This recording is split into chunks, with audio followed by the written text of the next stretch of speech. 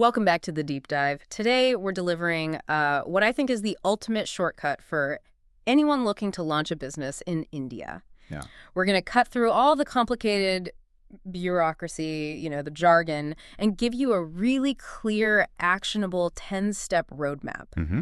If you've ever felt like the paperwork might just sink you before you even get your first customer, this is the deep dive for you. That is absolutely our mission today. We're going to just extract the essential nuggets of knowledge from sources covering, everything. Everything. From that first spark of an idea, validating it, all the way through the, let's be honest, complicated stuff like compliance and funding. When we're done, you won't just have a checklist. You'll know why each step really matters. I love that, because the why is what stops you from making those, really costly mistakes. So we've structured this into 3 main parts. First, proving there's even demand and building a plan. Second, we'll tackle the legal and compliance maze. And then finally, we'll get into operations and the metrics that, tell you if you're actually going to survive. Sounds good. Okay, let's start with that crucial foundation. Step 1, and every single source we looked at agreed on this, is validation. It is non-negotiable. It sounds so simple, but it's the painful truth. Most businesses fail because they build something nobody wants to buy. And you just cannot afford to skip this. The key here is it has to be cheap and it has to be fast. Right. And what's great is the sources give 3 very specific, actionable techniques. First one, direct customer interviews. Okay. You need to talk to, say, 10 to 20 potential customers, and you're not going in there to sell them anything. Product pitching. No pitching. Yeah. You're just asking about their pain points, what they currently spend money on to solve that problem, and this is the most critical part, what they'd actually be willing to pay for your idea. So you're basically gathering market reality, not just fishing for compliments on your great idea. Exactly. That makes total sense. So what's the second technique? The second is a deep competitive check. And this isn't just, a quick Google search. Right. You've got to do some hands-on research. Look on YouTube, Amazon, Google, your local markets. Who's already selling something similar? What are their prices? And here's the key question. What's missing from what they offer? That gap is your entry point. And the third one takes you from talking to actually testing if someone will pull out their wallet, right? The MVP approach. Precisely. The minimum viable product. And MVP doesn't mean building the final polished thing. Not at all. You just need enough to test the water. So create a simple 1-page landing page, describe the product, and have an email sign up, or even better, a pre-order button. Then you test it. With a small ad, or you share it around? Yeah, but I've seen this done poorly, where that sharing, especially on WhatsApp, just feels like spam. How do the sources say to do that effectively? That's a really good point. Yeah. The sources are clear on this. When you use a platform like WhatsApp, you have to use existing networks and groups where your idea is directly relevant. You're not just mass blasting people. So you're solving a problem for a community you're already part of. Exactly. The takeaway is simple. If people sign up, or better yet, they pay, you have real proof. If they don't, you either change the idea or you pivot to a new one. Fast. That validation step is the ultimate gatekeeper. So once you have that proof, we move to step 2, the business plan. And thankfully, we can just throw out that myth of the 50-page document nobody reads. Oh, absolutely. You do not need that massive binder.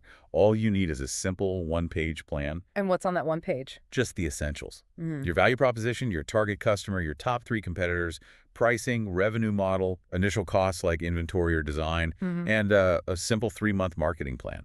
This becomes your working checklist. Something you actually look at every week. Yes, to keep you on track. Okay, now we get into the part that I know trips a lot of people up. Step 3, choosing the right legal structure. This decision has so much weight. It really does. It dictates your taxes, your compliance burden, and your ability to raise money later. It sets the whole stage. So what are the main options in India? We see 3 main paths. First, the sole proprietorship. It's the easiest, fastest to set up. Minimal compliance, perfect for a freelancer or a small local shop. But It's always a but. the owner is personally liable for all business debts. If the business fails, your personal assets are at risk. So super simple, but super high personal risk. That's a huge trade-off. What's the middle ground? That would be the limited liability partnership, or LLP. You need 2 or more partners for this, and it offers limited liability, so your personal assets are protected. It has fewer compliance rules than a full company, making it a good fit for, say, a small consulting firm. And then we have the big one for scaling up, the private limited company. This is what you choose if you're aiming for growth and funding. Exactly. A private limited, or Pvt Ltd, creates a separate legal entity. It gives you the best liability protection. Now, it does have higher setup costs and more ongoing compliance, but it's the only structure that really signals you're ready for investment. Registration for that is the Spice Plus form on the MCA portal, right? That's the one. It's a standardized process now. Okay, I get the liability part, but what about the other big one, tax? What's the fundamental tax difference between an LLP and a Pvt Ltd that a founder needs to know? That is a critical question. A private limited company pays a flat corporate income tax. An LLP, on the other hand, is usually taxed more like a partnership. The profit gets distributed and then taxed based on the partner's individual income tax rates. So for a very small, profitable business early on, an LLP might be a bit simpler tax-wise. It could be, Okay. but the moment you start talking about serious scale or equity fundraising, Pvt Ltd is the standard. It's what investors expect. So if you plan to scale, raise money, or hire a big team, you just bite the bullet and go Pvt Ltd from day one. That's the advice. Accept the complexity up front for the benefits later. Okay, which brings us to step 4, registration and government IDs. This is where the overwhelm can kick in, but it sounds like it's more streamlined now. It is, especially if you chose Pvt Ltd or LLP. The directors first need a digital signature certificate, a DSC, and a director identification number, a DIN. Then you reserve your company name and file that all-in-one Spice Plus form. And that form is pretty efficient, right? Incredibly, it automatically processes the application for the company's PAN and TAN at the same time. That is a huge improvement. But what about the founder who went with a proprietorship for simplicity? What do they need? They focus on more general registrations. Number 1 is GST. You have to register if your turnover crosses the limit. But, and this is a key point, if you sell goods across state lines or sell anything online, GST is mandatory from day one, regardless of turnover. That's a common mistake people make. They think they can wait. A very common one. Then you also need a shop and establishment license. This is a state-level thing for any physical office or store. And it's crucial because a lot of banks won't open your business current account without it. So a missing local license can literally stop you from banking. It can. The sources also really push for Udyam registration. Why bother with that if it's optional? Well, it's optional in that you're not breaking the law without it, but it's incredibly strategic. It identifies you as an MSME, a micro, small, or medium enterprise. The benefits are huge. Access to government subsidies, priority bank lending, and an advantage if you're bidding for government contracts. It's a key to unlocking a lot of support. Okay, we've formalized the business. Now for step 5, taxes and compliance, the stuff you have to do over and over again. The recurring checklist, yes. We mentioned PAN and TAN. Remember, TAN is specifically for deducting tax at source, or TDS. So if you pay a consultant a large fee or rent for your office over a certain amount, you have to deduct TDS and deposit it with the government using your TAN. That's a great, simple example of TAN in action. What about GST? If you're registered, you'll be filing monthly or quarterly returns plus an annual one. Then there's income tax for the business, and if you hire people and cross certain thresholds, ESI and EPF contributions. And for the Pvt Ltds, there are those annual MCA filings and audits. Correct. Strict deadlines on those. That sounds like a lot for a first-time founder who's also trying to make sales. Hiring a CA seems expensive. Can you do it yourself at the start? That's a practical question. You can handle basic invoicing with software, sure, but the sources strongly recommend you outsource the core tax filings and corporate compliance, especially for a Pvt Ltd, for at least the first year. The cost of a good CA is almost always lower than the penalties you'll pay for one mistake. It's an investment in peace of mind. Exactly. Protect yourself from those costly errors. Which leads to step 6, industry-specific licenses. These can be the biggest bottleneck of all. Planning these early is absolutely critical. If you're in any kind of food business, from a factory to a cloud kitchen, FSSAI registration is mandatory. No way around that one. None. And if you plan to import or export anything, you need an import-export code, the IEC, from the DGFT portal. What are some other common ones? You might need a trade license from your local municipality. And then for more complex sectors, you'll need things like pollution control clearances for factories or specific drug licenses for pharma. You have to identify these and start the applications on day one. Because their processing time basically dictates your launch date. Precisely. Okay.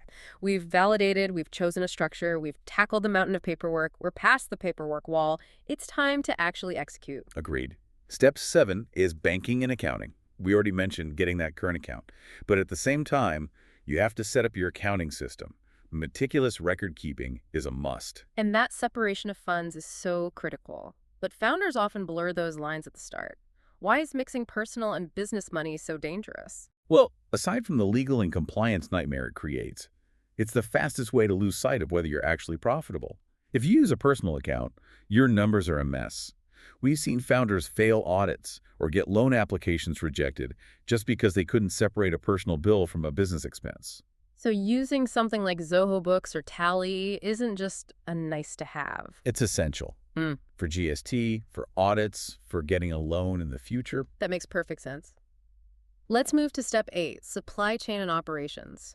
This looks very different for a product versus a service business. Totally different. For a product business, it's a physical checklist. Sourcing suppliers, negotiating order quantities and payment terms, quality control, logistics. For a service business, it's more about internal structure. You need to document all your standard operating procedures, your SOPs, so you can delegate tasks without a drop in quality. So you could actually scale beyond just yourself. Yeah, that's the goal. And now the moment of truth, step 9, launch and tracking. What are the best tactics for that initial launch? The sources suggest a mix. Engaging social media reels, targeted WhatsApp marketing in the right groups, local partnerships, some small, very targeted paid ads. But the tactic is less important than the tracking. You have to track the right metrics for the first 90 days. Okay, here's where it gets really interesting. What are those key numbers that tell you if you have a real business or just a hobby? There are 4 critical ones. First, your lead cost. Yeah. How much does it cost you to get one potential customer interested? Second, your conversion rate. How many of those leads actually buy something? Okay. Third, repeat purchase rate. Are people coming back for more? And fourth, average order value. Yeah. How much are they spending each time? If those 4 numbers don't paint a profitable picture after 90 days, the model is broken. You have to change something fundamental. Yes, immediately. Which brings us to our final step, step 10, funding and scaling. So beyond your own savings, what's realistically available in India for a new business? There's a pretty wide spectrum. You start with bootstrapping, yourself, friends, family. Then you have formal debt options, like bank loans, especially MEDRA schemes for MSMEs, and loans from MBFCs. How does a founder choose between, say, a MUDRA loan and trying to get angel investment? They feel like totally different worlds. They are different worlds. The key is matching the funding to your plan. MUDRA loans are smaller, focused on working capital, for businesses that plan to grow steadily. Venture capital or angel investment is equity funding for startups with the potential for exponential growth. You don't chase VC money if you're building a solid local business. So you only go for VC if those 90-day metrics are already screaming high scalability. Exactly. There are also government schemes, which your Udyam registration helps you access, and crowdfunding for certain types of products. Okay, finally, before we wrap this up, the mistakes. The final checklist of what sinks new businesses. This is so important. The sources list 5 main killers. First, the one we started with, skipping customer validation. The biggest one. For sure. Second, underestimating working capital. Not having enough cash for inventory and waiting for payments kills more businesses than bad ideas do. Right. Third, delaying registrations like GST or that bank account. Fourth, the one we just hit on, mixing personal and business money. And fifth, not using simple contracts with suppliers and customers. It leaves your cash flow totally exposed. When you put it all together, it's clear. Validation and managing your cash are the absolute twin pillars of survival. They really are. Formalization gets you in the game, but validation and cash flow management are what let you keep playing. So to bring this whole roadmap together, The path is pretty clear. Validate your demand fast. Formalize your structure, probably a Pvt Ltd if you want to scale big. Get on top of compliance early, and then track those crucial 90-day launch metrics to prove your model works before you pour more money in. a really actionable, crucial deep dive. So given that huge emphasis our sources put on working capital and getting paid as, these common startup killers, here's a final thought for you to consider. How should a new entrepreneur think about setting up strong payment terms with their first customers? Should you risk losing a sale by insisting on tighter terms? Or is protecting your cash flow always more important than getting that first bit of revenue? A strong plan there might just prevent that common startup death we've been talking about.